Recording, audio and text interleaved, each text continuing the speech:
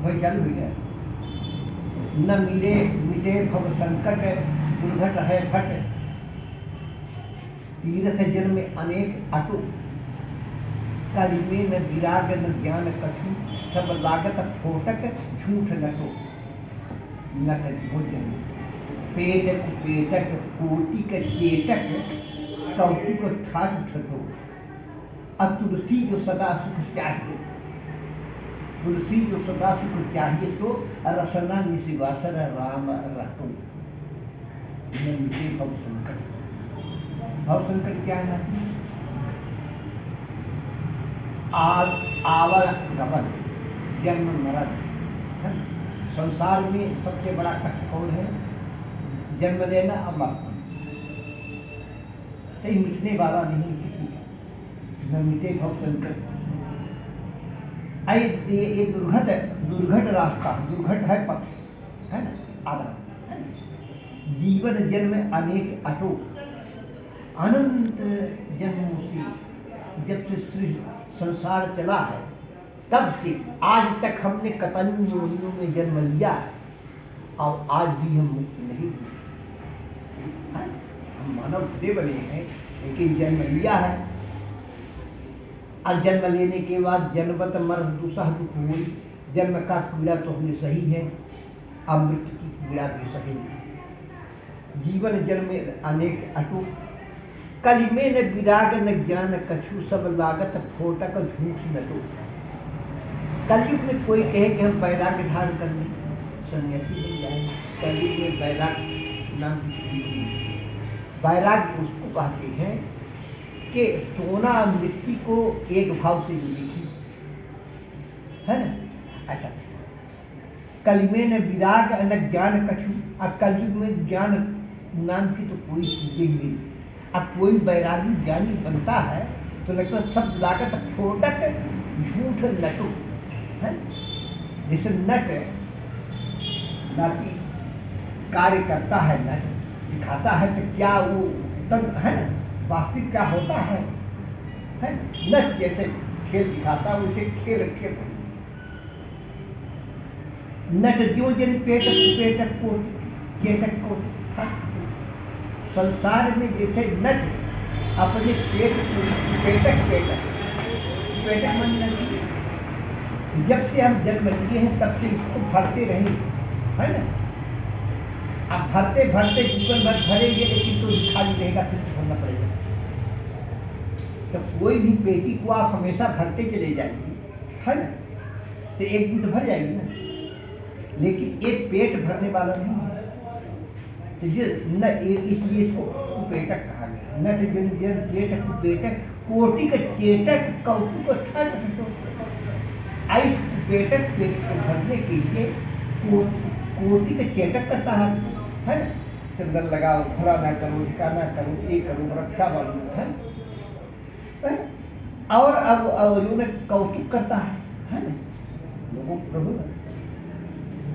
इसलिए तुलसी जो सदा सुख चाहिए, तुलसीदास जी कहते हैं कि संसार में हमेशा सुखी बनना चाहते हैं, हे जीवा तू राम रसना निशिवासर राम रखो, दिन रात राम का स्मरण।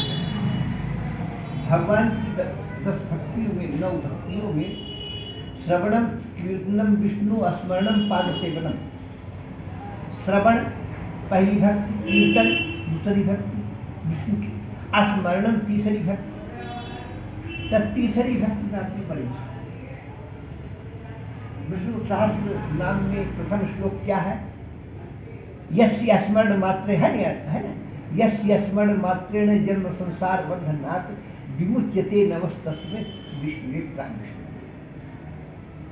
दूसरी चीज आप कर पाए या न कर पाए, लेकिन भगवान का स्मरण तो कर सकते हैं।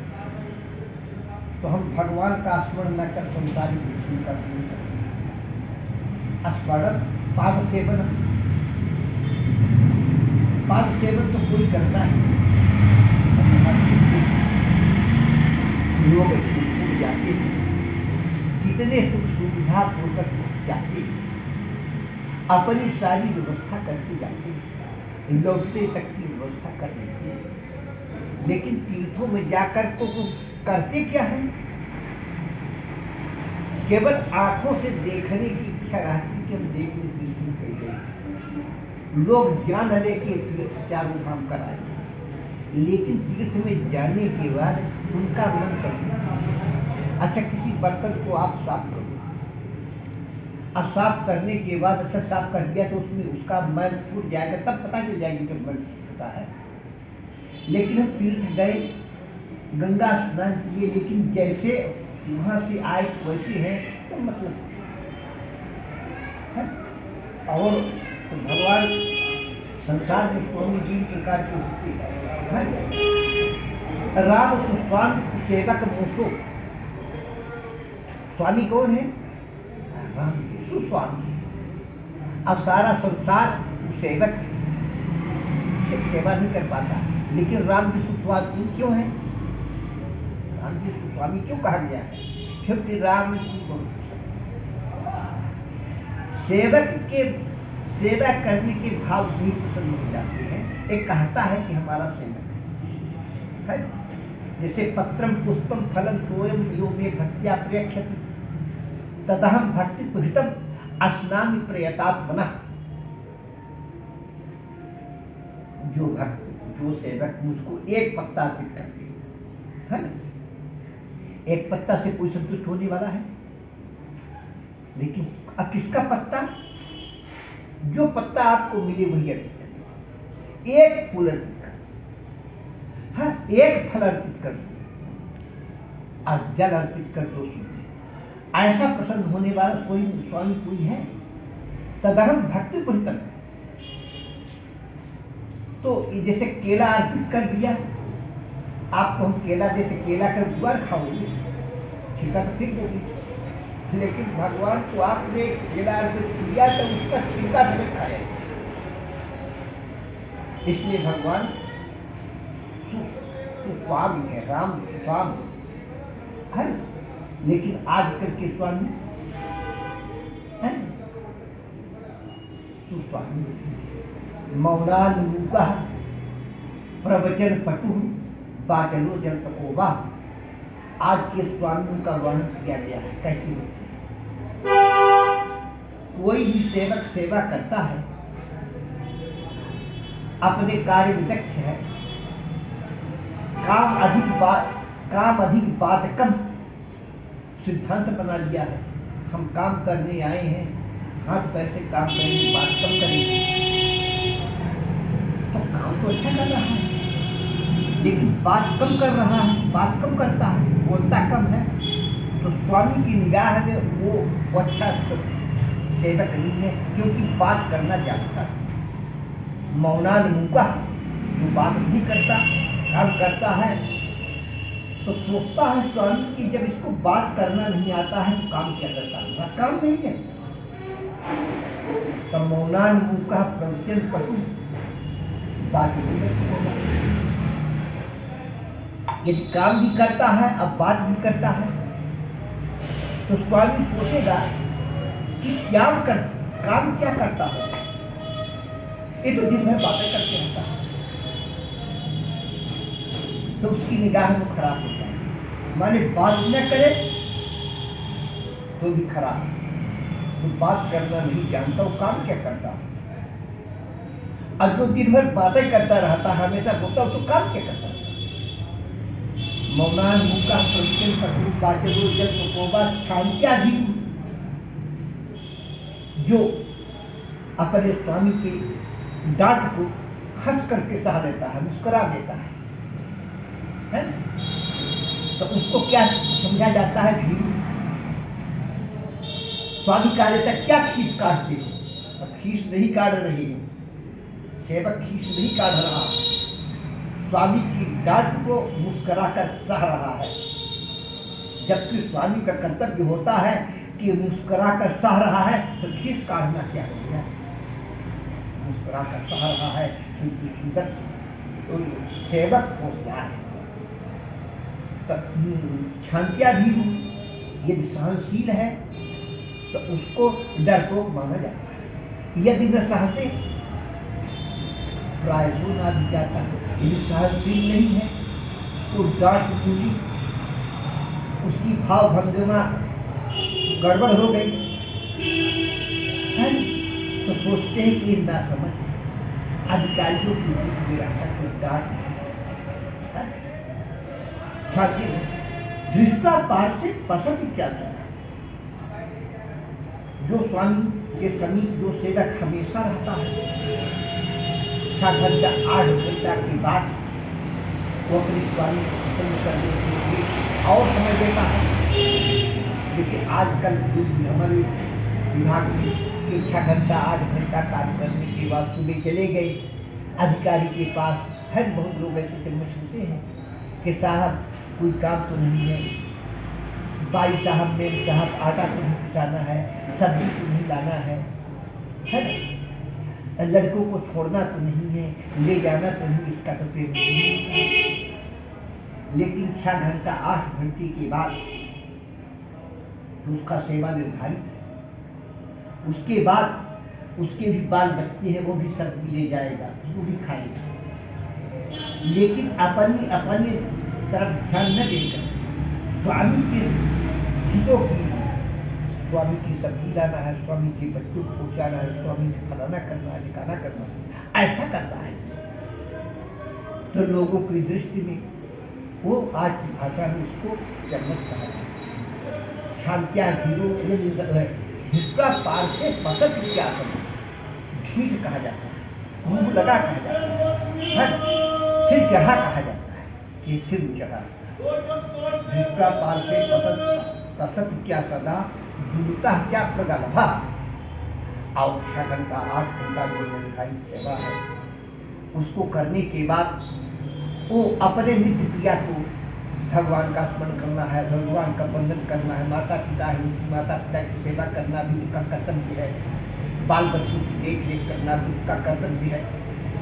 इन कर्तव्यों को जो करने लगता है, जो उसके एक स्वाभाविक कर्तव्य, नियत कर्तव्य, नियतम कर्म यह कर्म उस कर्म नियत कर्म काम करना। नियत कर्म क्या है? नियत कर्म यह है कि जिसने हमको पानी पोषण करके बड़ा किया है, उसके प्रति हमारा जो कर्तव्य है वो नियत कर्म।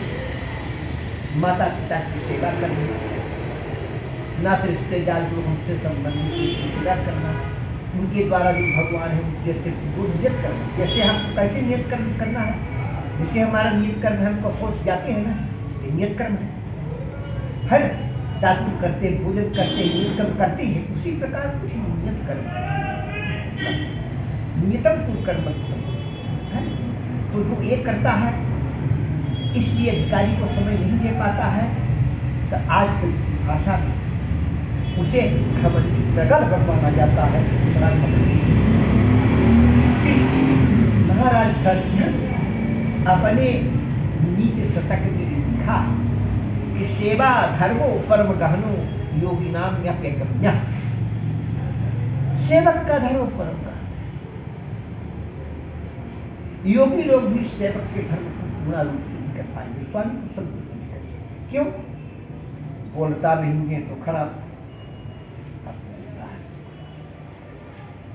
सहनशील नहीं है तो खराब है, असहनशील नजदीक हमेशा रहा है तो खराब है, और हमेशा नजदीक। अब क्या करेंगे? इसलिए सेवा धर्म परम गहनो, सेवक का धर्म परम गहन है।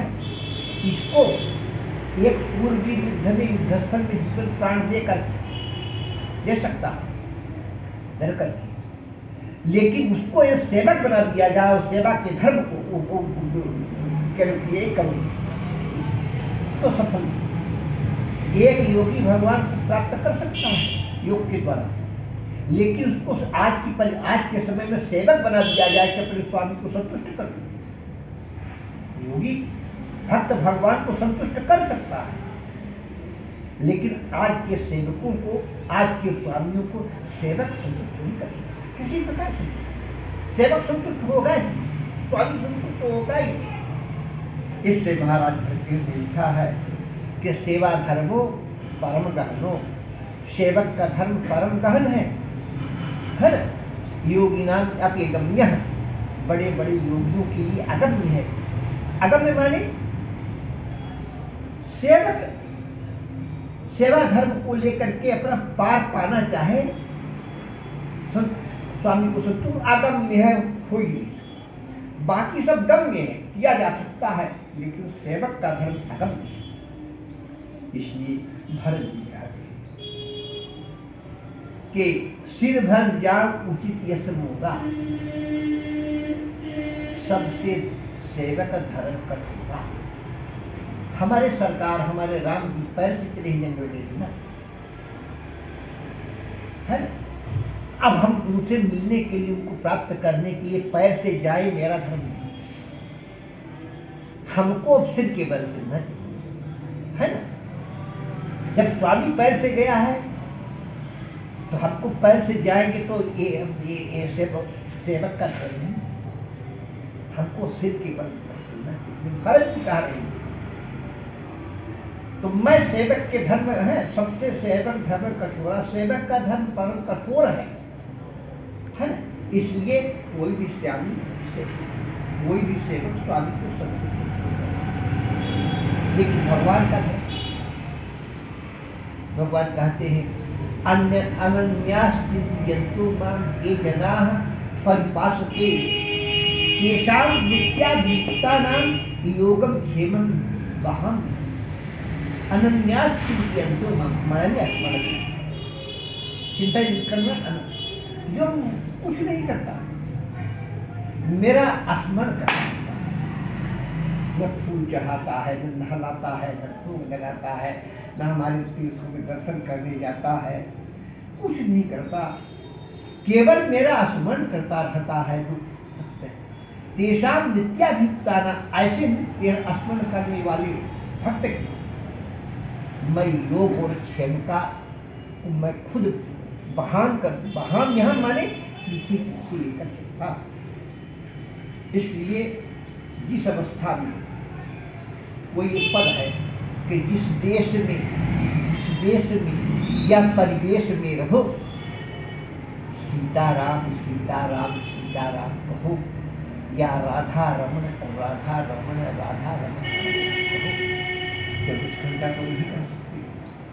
हमको नींद लगेगी, 4 सेकंड सोएंगे ना, और संसार में आए और काम करेंगे, तो भगवान 24 घंटा के लिए ही कह रहे हैं। जैसे आप यहाँ अपना काम कर रहे हैं, तो अपने गुरुजनों का ध्यान है कि नहीं, बाबा का ऐसे स्मरण बना देते हैं, यही इच्छा है ना? तो कलयुग के लिए स्वामी जो कहा गया है, नट जो दिन पेट कुपेटक, झूठो झूठो झूठो समय जग संत कहंत जी अंत रहा है। आज का संपूर्ण जी कौन कहता है? ये संत कहते हैं। वो क्यों कह रहे हैं? उन्होंने अंत से आज से अंत तक देखा है। जो पूरी रास्ता जानता हो, देखा, वही नहीं कहेगा कि यहाँ से जाओ यहाँ से जाओ। जिन अंत रहा है ताको सहाय संकट कोटि का अकारणत दंत करंत हाहा है, लेकिन ऐसे भगवान का स्मरण करके डांट करते हैं, हाहा करते हैं। ज्ञान पनी को गुमान बढ़ो।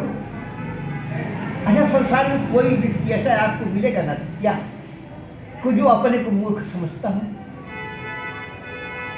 मूर्ख से मूर्ख व्यक्ति भी अपने को मूर्ख नहीं कहता है।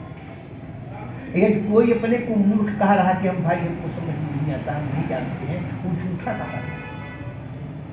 यदि उसको बोलते हो कि बोल दो कोई कि तुम नहीं जानते हो, तुम मूर्ख हो, नाराज हो जाएगा।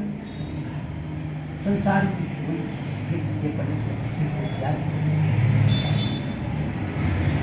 अपने को होशियार मानता भी होगा, लेकिन अपने को भी जो होशियार मानता, झूठो है झूठो है झूठो समय जब संत कहन से अंत रहा है, ताको सहाय संकट कोटि के कांत दंत करंत हाहा, जान पनी को गुमान करो।